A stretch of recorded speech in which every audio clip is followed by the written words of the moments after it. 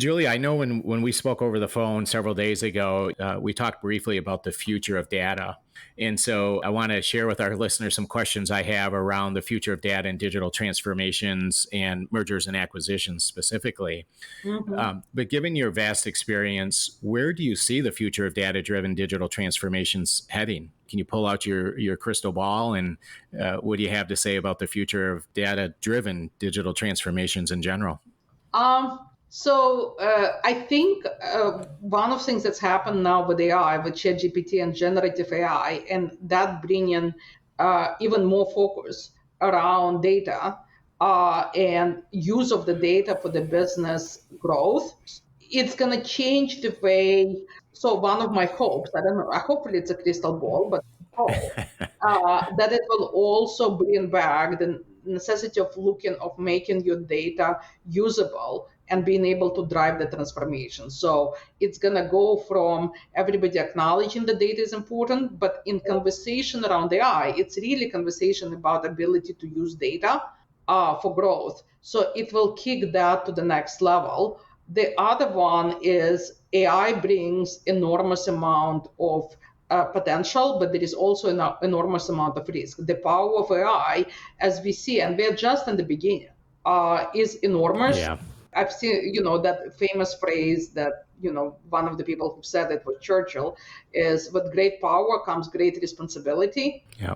A lot of that responsibility relies on what data do you use to train AI. And there's so many concerns around it, around ethical concerns and accuracy concerns. So it actually kicks data management into a much more much more important, but also adds more complexity. But it also brings tools to manage that complexity. So I'm very optimistic about where we're going with this. I think, but we all have to also keep in mind that responsibility portion that comes with that great power, and not misuse it and not unleash something on the world that we can't really put back in. Yeah. And that's a fascinating topic, right? Is governance and control. And it's pretty exciting on one hand. On the other hand, it creates a little bit of anxiety. But to your point, as you said, on the whole AI front, we're just in our infancy. And it's going to be quite the roller coaster, I think, going forward here to see how things play out. Yeah, that's, there is a whole, when you have kids, there is a whole conversation about nature versus nurture. Yeah. Like what plays more in creating a character of a person. And there are tons of philosophical and otherwise arguments about that. But AI, it's all about nurture. AI grows on the data we produce. So to certain degree, is that going to be the face that's staring back at us, because it's going to grow on what we as humanity nurture. Yeah. So that's going to be that's more of kind of less practical, more philosophical conversation. Yeah. But again, goes back to need to make sure that what we use is a good thing to use. Yeah, absolutely. Julia, as you know as well as I do, with respect to mergers and acquisitions in the private equity sector, typically during a merger and acquisition, there's disparate systems, right? Mm-hmm. I mean, there's different databases and different systems and different ERP systems, and and it's definitely a time of trying to figure out how to consolidate all that data, as you speak of, the circle in the middle of the triad, the people, processes, and technology. So how, and you've alluded to this throughout our conversation today, but I want to just ask this question again, maybe in a little bit different way, but how crucial is it for firms to have a robust data strategy, especially in the context of mergers and acquisitions? I think, not surprisingly, I think it's crucial. I think throughout the whole process, first, when identifying the target for the acquisition, it's important to consider what is your current state in terms of how you use data, your data capabilities. Are you prepared to take on the whole new company and integrate it?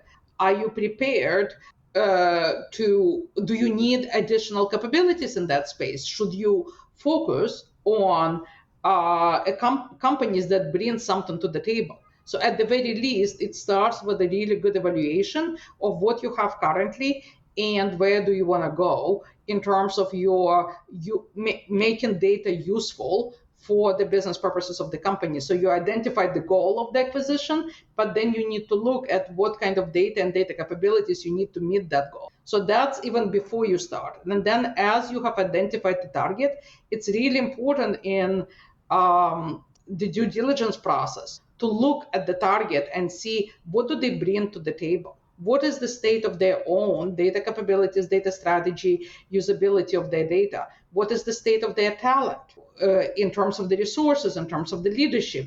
What are their business processes around managing the data?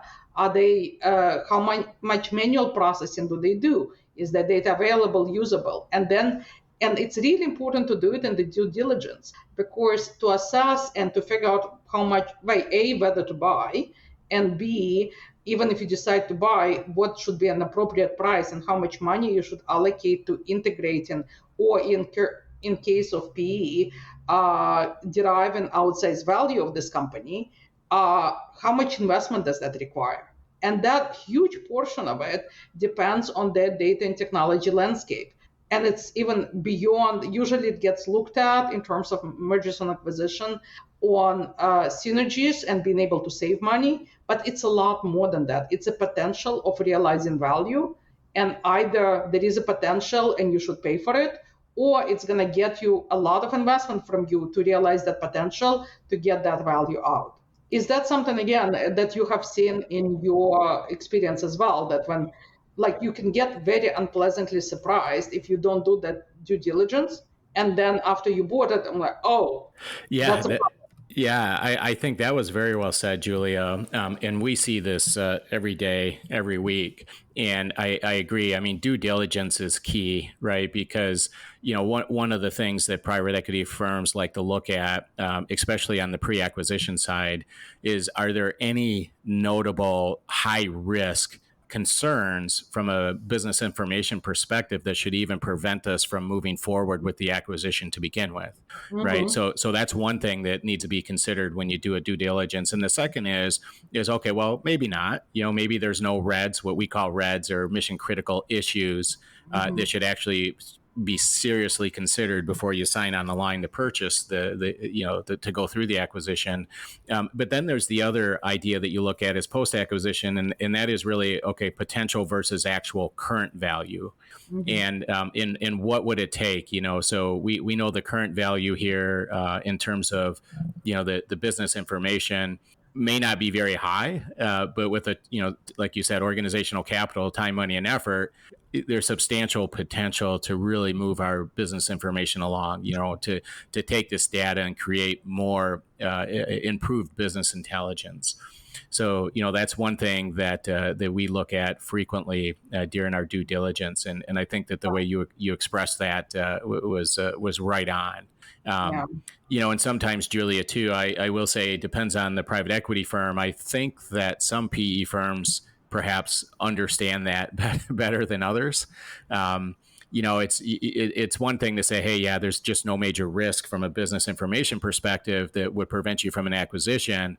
But what you also don't want is to have a surprise after, post acquisition where, hey, surprise, it's, $3 million in significant organizational capital to get you to where you want to be. So you may not be broken, but you may not be running very well either, right? Yeah, exactly.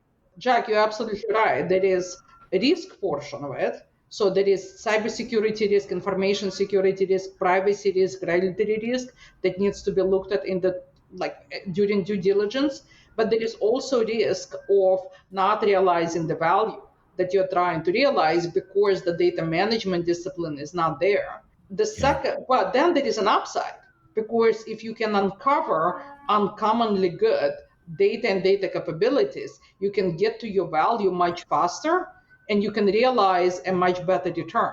So you want to look at it both ways. You want to look at it on both the risk and the risk of both, regulatory, like cybersecurity risk, but also risk of not realizing the value and overpaying for it.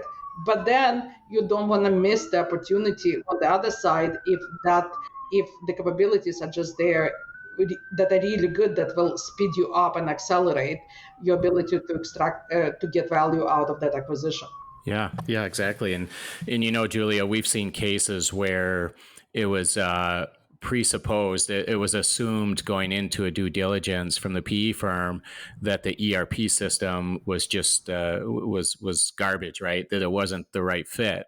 And so what we try to do is we go in and be very objective in our approach to systems assessment. And there have been times where we went in and we took a deep dive look at the functionality of the ERP system and determined that it's not the ERP system. Your cornerstone, we call it, the ERP system is okay, but you have some major disconnects and gaps with the people and the processes. So we need to focus on configuration or improve training. So there's other aspects there, so you don't have to throw the baby out with the bathwater, so to speak, right? And make the assumption that you need to spend millions on a new ERP system when in fact you just need to, you need to get all the right people around the table and just focus on, maybe it's process discipline or, maybe it's just a more thorough understanding conceptually of how a ERP system works.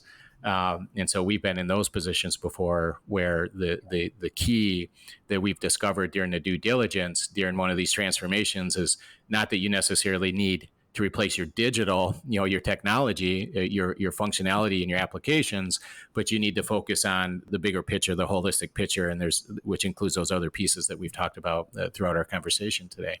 And that's a useful thing to know before you buy the company. Yeah, absolutely. Yeah. Absolutely. Yeah.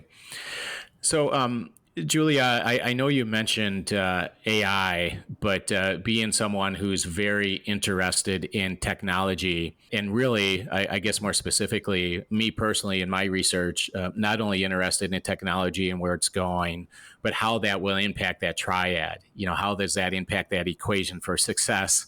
So what are some emerging data products or tools that leaders or organizations should be aware of in this landscape? Is there anything else that comes to mind in terms of data management, big data, anything like that you could share with our listeners? So obviously there are tons of tools out there. So some of them, there is a new class of tools emerging that evolve both data quality and data lineage into data observability. And for AI, that's actually really important because what you get around data, you actually see the data that flows into execution of the model. And you can know, it allows you to see whether the output, do you have problems with the data that's flowing in, both from the side of, some of the questions around AI, is it producing the right answer? You don't necessarily have visibility into the logic, but you have to have visibility into the data that went in both in training and execution. So there is a whole tool set that's emerging around data observability, and it's kind of evolution, to my mind, as I said, both of data quality and data lineage. Then there is a wonderful set of tools that's emerging around making development more efficient. One of them is code generation. So that's basically, because one of the things, by the way, the reason I stopped being a programmer, because I got tired of learning yet another details of new API or new, details of the syntax. But I really like the logic portion. So what AI code generation tools, I think, give you is that you focus on the logic, and AI is the one that has to learn the details of the syntax. So that's a very powerful set of tools for efficiency. The other side of it, it also can produce documentation. So a lot of mature companies have a lot of systems that nobody knows anymore how they work, and a lot of business rules are embedded. And it's very expensive to go and figure out all the business rules, and that's why a lot of companies don't actually touch those systems because they're not sure of everything that's inside. So having the AI-enabled tools that can generate documentation and can make that hidden logic visible is incredibly useful. And it's risk reduction and it's acceleration of the process. And then, of course, there are all kinds of tools of, generating content, so marketing content, copywriting, all of that work, and just analysis, predictive analysis. All of those tools are growing. So it's once you have all of this data, being able to use it for accelerating the growth of your companies and pinpointing where you need to go. I think that's an amazing, again, those are amazing powers. But I don't want people to forget the first piece of it, which is actually accelerating the development and the efficiency side of the equation.